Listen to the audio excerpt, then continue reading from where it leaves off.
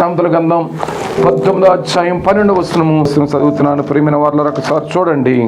12వ వచనం చదువుతున్నాను. ఆపత్తు రాకమునుపు నరుని హృదయము అతిశయపడును, ఘనతకు ముందు వినయముండును.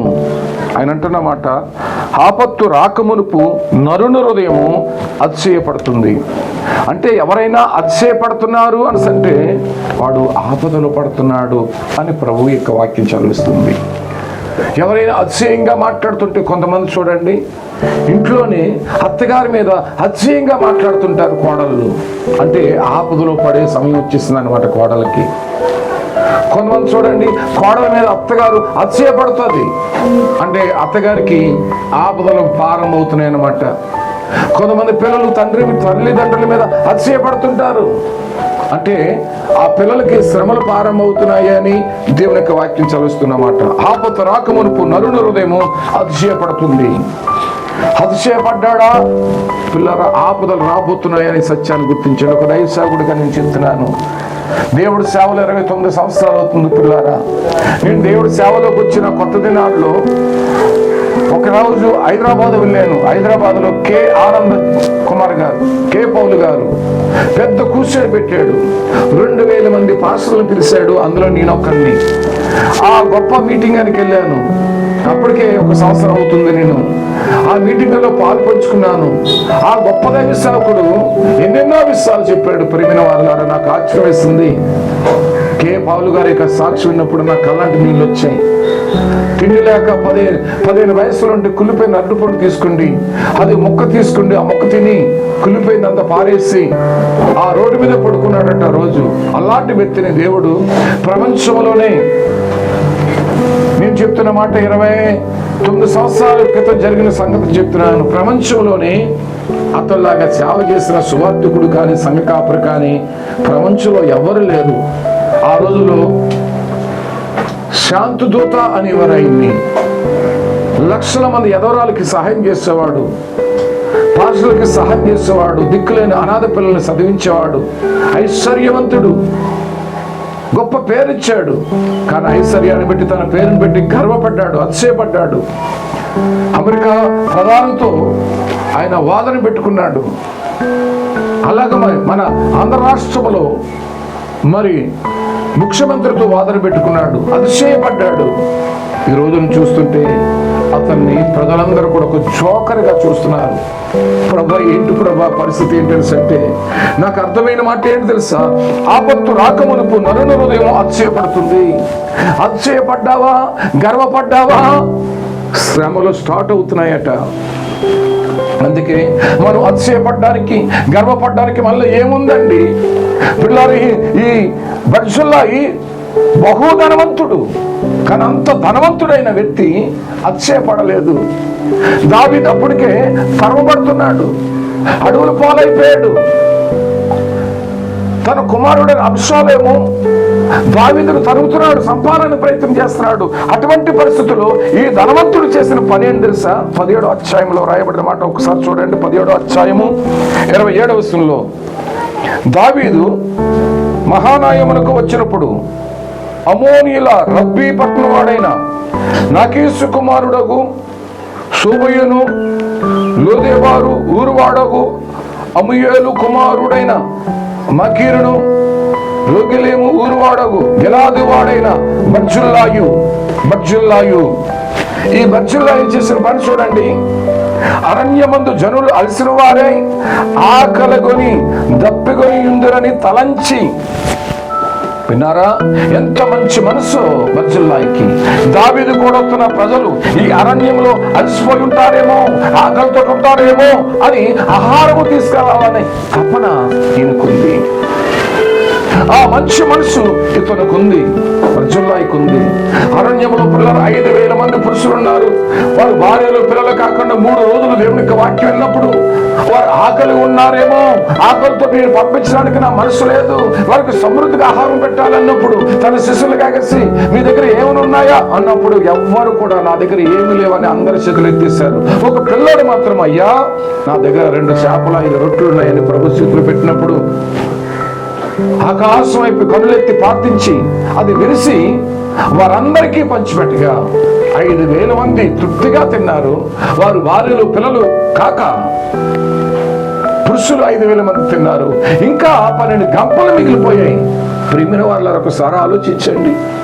ఆకలితో పంపించాలని, ఆకలితో ఉండడం దేవుడు ఇష్టం కాదని, ఎవరు కూడా ఆకలితో అలవడించకూడదని దేవుడి యొక్క మహాప్రణాళిక సృష్టి ప్రారంభంలోనే మానవుడిని కలగజేసినప్పుడు మానవుడికి కావలసినన్ని కూడా సమస్తముని భూమి మీద ఆయన కలగజేసిన తర్వాత, సృష్టించిన తర్వాత, మానవుడికి అన్ని మంచిగా ఉన్న తర్వాత అప్పుడు మానవుని దేవుడు చేశాడు. అంటే ఎంత శ్రద్ధో నీవు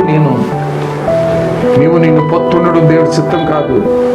నీవు తోకగా జీవించడం దేవుడి చిత్తం కాదు. తలగా ఉండాలని, పైవాడుగా ఉండాలని దేవుడి యొక్క ప్రణాళిక సంగతిని గుర్తించు. ఎంత గొప్ప మనసు బర్జిల్లాయికి. తన రాజు దావీదు, తనతో వస్తున్న ప్రజలు ఆకలితో ఉంటారేమో, ఈ అరణ్య ప్రయాణములో అలసిపోయి ఉంటారేమో కనుక వారికి ఏదో చేయాలని తపన ఆయనలో ఉంది. ఈ రోజు నీ ప్రియమైన వాళ్ళారా, ఆ తపన నీలో ఉందా? దేవుని యొక్క వాక్యం ఆలకిస్తున్నా. నువ్వు ఎన్నో రోజులు, ఎన్నో రాత్రులు పగలు కూడా నీ కొరకు ప్రార్థన చేసిన దైవ సేవకుడికి పొరపాటును ఎప్పుడైనా ఆహారం పెట్టావా? ఎప్పుడైనా వారిని ప్రేమిస్తున్నావా? ఎప్పుడైనా వారి కొరకు ఏదైనా చేస్తున్నావా? ఒకసారి ఆలోచించండి. ఈ బర్జిల్లా ఏం చేస్తాడు అంటే బైబిల్ చెప్తున్న మాట చూడండి. ఆయన చెప్తున్న మాట, ఆకలి కొని దప్పుకుని ఇందరని తలంచి పరుపులు అరణ్యానికి తీసుకుని వెళ్తున్నాడు. పరుపులు తీసుకెళ్తున్నాడండి. ఎంతమందికి? రాజుగారితో పాటు ఉండే వారికి అందరికీ పరుపులు. ఈ రోజుల్లో ఒక దుప్పడ ఇవ్వడానికి లేని వారికి ఎంతమంది ఆలోచిస్తుంటారు. ఈయన పరుపులు, మనకేతి పాత్రలు, కుండలు, గోధుమలు, యవల పిండి వేసిన గోధుమల కాయధాన్యములు, సిక్కుడు కాయలు, పేలాలు, ఎన్ని తీసుకెళ్తున్నాడు. తేనె, ఎన్న, గొర్రెలు, జున్న ముద్దలు దావీదును అతని యొద్ద నున్న జనులకును భోజనము చేయటకే తీసుకుని వచ్చేది. ఎన్ని తీసుకుని వచ్చారు. ఇలాంటి వ్యక్తి మనకు కనిపించడేమో పరిశుద్ధ గ్రంథంలో. ఎన్ని కార్యాలు చేసిన వ్యక్తి ఎవరికి మనకు కనిపించరేమో. ప్రియమైన వాళ్ళ ఒకసారి ఆలోచించండి. అద్భుతం బర్జిల్లా. ఎంత విశాలమైన హృదయం కలిగిన వాడు, ఎంత అద్భుతమైన వ్యక్తి. నీకు నాకు ఒక మాదిరికరమైన జీవితం జీవించిన వ్యక్తి బర్జిల్లా. ఈ రోజు నీ క్రైస్తవ సంఘమా, క్రైస్తవ సహోదరులారా, మీరు ఏ ప్రాంతంలో ఉన్నా, ఎక్కడ ఉంటున్నా నీవు మాదిరిగా ఉండాలని దేవుడు కోరుకుంటున్నాడు. బర్జిల్లా లాంటి జీవితం నీకు ఉండాలని దేవునికి వాక్యం చదివిస్తుంది. నువ్వు చాలాసార్లు చదివిండొచ్చు, చాలా మంది చెప్తున్నప్పుడు వినుండొచ్చు, కానీ దేవుడు నా ద్వారా మరొక కోణంతో నాతో మాట్లాడుతున్నాడు అనే సంగతిని గుర్తించండి. అందరూ ఒకలాగే చెప్పరు పిల్లారా. దేవుడు వారికి ఇచ్చిన ఆ తలాంతుని పెట్టి బోధిస్తుంటారు. అయితే నేను ఖచ్చితంగా చెప్తున్నాను, దేవుని యొక్క వాక్యము, నేను చెప్తున్న వాక్యం ప్రకారంగా మీకు ఖచ్చితంగా ఆత్మీయ ఆహారం దొరుకుతుంది. ఖచ్చితంగా ఆత్మానుసారమైన బలమైన ఆహారం మీకు దొరుకుతుందని నేను ఖచ్చితంగా చెప్పగలను. బర్జిల్లా తన రాజుకి ఎన్ని చేశాడు, ఎంత ఉపకారం చేశాడు. అందుకే ప్రియమైన సహోదరులారా, మీరు ఈ యెరూషలేము ఇక్కడ దేవుని యొక్క వాక్యం చదివిస్తున్నప్పుడు, మనము 19వ అధ్యాయం దగ్గర చదువుతున్నప్పుడు దేవుని యొక్క వాక్యం చదివిస్తున్న మాట ప్రియమైన సహోదరులారా చూడండి. అతడు అధిక ఐశ్వర్యవంతుడు. నిజమే, అధిక ఐశ్వర్యవంతుడు గనుక రాజు మహానీయములో నుండగా అతనికి భోజన పదార్థములు పంపుచూ వచ్చును. యెరూషలేములో నా యొద్ద నిన్ను నిలిపి పోషించుదును, నీవు నాతో కూడా నది దాటవలనని రాజు బర్జిల్లాతో సెలవీయగా. ఏమన్నాడంటే రాజు దావీదు ఏమన్నాడంటే, బర్జిల్లా నువ్వు నాతో కూడా వచ్చే యెరూషలేముకి, నేను ఒక సింహాసనం మీద కూర్చుంటాను, నీవు ఒక సింహాసనం మీద నా పక్కన కూర్చుండే అర్హతని నాతో కలిసి భోజనం చేసి ఆ గొప్ప భాగ్యాన్ని నేను నీకు ఇస్తాను అని చెప్తున్నాడు. ఒకప్పుడు నువ్వు నన్ను పోషించావు, ఇప్పుడు నేను నిన్ను పోషిస్తాను అంటున్నాడు. ప్రియులారా ఒకసారి ఆలోచించండి. 17వ అధ్యాయం 27-29 దావీదును పోషించాడు అరణ్యములో, దావీదుకి ఆహారం పెట్టాడు అరణ్యములో, దావీదుకు కావాల్సిన సమస్తము సమకూర్చాడు అరణ్యములో, తన జనులకు అందరికీ. ఇప్పుడు రాజు ఏమంటున్నాడు అంటే బైబిల్ చెప్తున్నమాట, నువ్వు నా యొద్దకు వచ్చాయి, నేను నిన్ను పోషిస్తాను, నేను నిన్ను పోషిస్తాను. ఒకప్పుడు నువ్వు నన్ను పోషించావు, ఇప్పుడు నేను నిన్ను పోషిస్తాను అంటున్నాడు. ఈ మాట మీరు ఆలోచించాలి, అర్థం చేసుకోవాలి. ప్రియమైన సహోదరులారా, ఈ రోజుని దేవుని యొక్క వాక్యానుసారంగా నీవు నేను ఆలోచిస్తే, పిల్లల్ని తల్లిదండ్రులు ఎందుకు పోషించాలి ఆలోచించండి. చాలా మంది అంటుంటారు కదా, పిల్లలు కన్నాడు కాబట్టి పోషించాలి అని. కన్నాడు కాబట్టి పోషించడం కాదు. ఒక రోజు వస్తుంది, పెద్దలు చిన్న పిల్లలాగా అయిపోయే రోజు వస్తుంది, వృద్ధాప్రాయం అయిపోయే రోజు వస్తుంది. అప్పుడు పిల్లలు పోషిస్తారు అని తల్లిదండ్రులు పిల్లల్ని చదివించడం, వారు ఫీజులు కట్టడం, వాళ్ళు పోషించడం, సంరక్షించడం, వారి ఆకలితో ఉన్న ఆకలి సంపుకొని పిల్లలకి ఎందుకు ఆహారం పెడతారు అని అంటే, ఇప్పుడు నేను పోషిస్తున్నాను నా కుమారుణ్ణి, ఇప్పుడు నేను పోషిస్తున్నాను నా కుమార్తెని, కనుక నేను వృద్ధాప్రాయం వచ్చేసరికి నా పిల్లలు పెద్ద అయిన తర్వాత నా పిల్లలను పోషించాలి అనే ఉద్దేశము కలిగి ఏ తల్లిదండ్రులైనా సరే పిల్లల్ని పెంచుతారు, పోషిస్తారు, సంరక్షిస్తారు. ఇదే పాఠం ప్రతి మానవుడు తెలుసుకోవాలి. ప్రతి మానవుడు ఇటువంటి స్వభావం కలిగి ఉంటే అనాథాశ్రమాలు ఉండవు, దిక్కుమాలిన జీవితాలు రోడ్ల మీద కనిపించరు. ప్రేమిన వాళ్ళారా, పిల్లలారా, మీరు తల్లిదండ్రులు అయిన తర్వాత మీకు కూడా వర్తిస్తుంది. నేను నిన్ను పోషించాను, నేను నిన్ను పెద్ద చేశాను, నీకు సమస్తాన్ని సమకూర్చాను.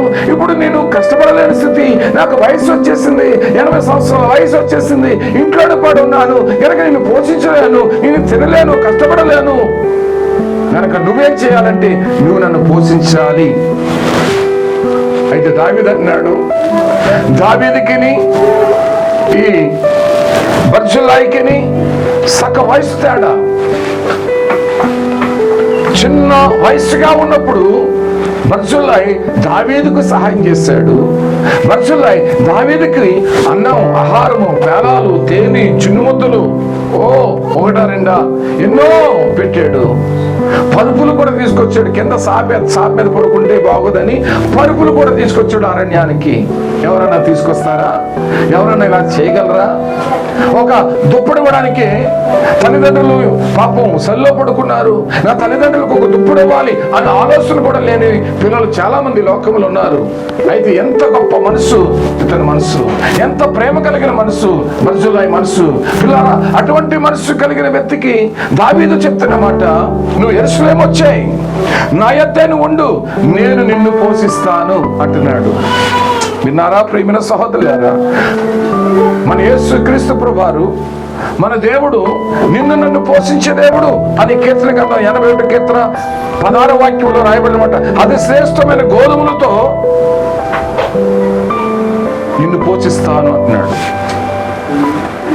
అది శ్రేష్టమైన గోధుమలతో నీకు అనుగ్రహించి నేను వారిని పోషిస్తాను అంటున్నాడు దేవుడు. అది శ్రేష్టమైన గోధుమలతో నేను పోషిస్తానట. పోషించేవాడైనా దిక్కులేని వాడిగా విడిచిపెట్టేవాడు కాదు, అనాథులుగా విడిచిపెట్టేవాడు కాదు. నిన్ను నన్ను పోషించే గొప్ప దేవుడు. మన పితరులు ఎరగని మన్నాతో, పరలోక రాజ్యమును భుజించే దేవదూతల మన్నాతో మన పితరుల్ని పోషించిన దేవుడు సామాన్యమైన దేవుడు కాదనే సంగతిని గుర్తించండి. ప్రియమైన వాళ్ళ ఒకసారి ఆలోచించండి. సంఘము దేవుని సన్నిధికి వచ్చి దేవునికి ఉపదేశం ఆలకించి దేవుడు మాటలు ఆలకిస్తున్నారే, దైవ సేవకుడు రాత్రి పగలు కూడా కష్టపడి ప్రయాసపడి దేవుని యొక్క వాక్యం బోధించి ఎందుకు వాడిని పెంచాలి ఆత్మీయ ఆహారంతో అంటే, తన పిల్లలు దైవ సేవకులను పోషిస్తారని. మన పిల్లలు బాగున్న తర్వాత పేరు పొందుకున్న పెద్ద పెద్ద సేవకులకి, పెద్ద పెద్ద పాస్టర్లకి మన ఏటర్లు పంపిస్తారని కాదు. రాత్రి పగులు నీ క్షేమం కొరకు, నీ కష్టం కొరకు, నీ ప్రయాస కొరకు ప్రయాసపడుతున్నా వెళ్తున్నాడే ఆ దైవసేవకుడు ఎందుకు నీకు ఆత్మీయ ఆహారం పెట్టి పోషించాలి? నీ జీవితాంత కాలము అన్ని సమయంలో నీ కష్టంలో, నిందలో, అవమానంలో తోడుగెందుకు ఉండాలి?